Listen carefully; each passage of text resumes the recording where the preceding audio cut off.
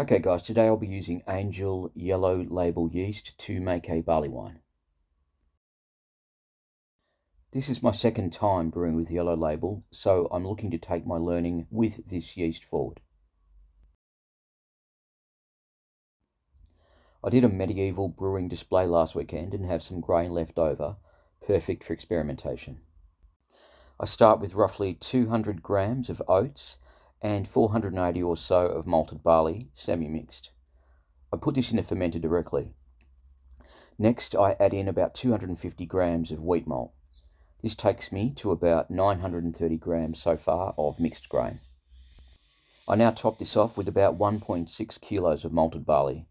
So to break down my grist,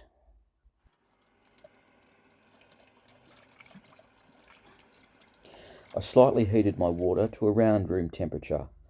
My main concern here was not to get anywhere near a mashing temp, as I wanted to be sure the Yellow Label yeast was solely responsible for conversion. In my haste, I neglected to rehydrate my Yellow Label yeast, but I don't think it'll be a deal breaker. I leave a brew belt on for a temperature in the first 48-hour time frame of around 28 degrees Celsius.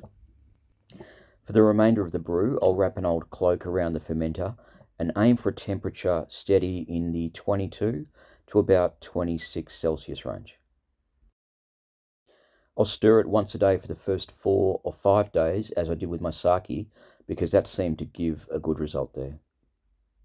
I'm leaving this brew unhopped as I want to investigate this as a possible whiskey precursor as well as a drink in its own right. Very interested to see what I end up here, guys, with the barley wine.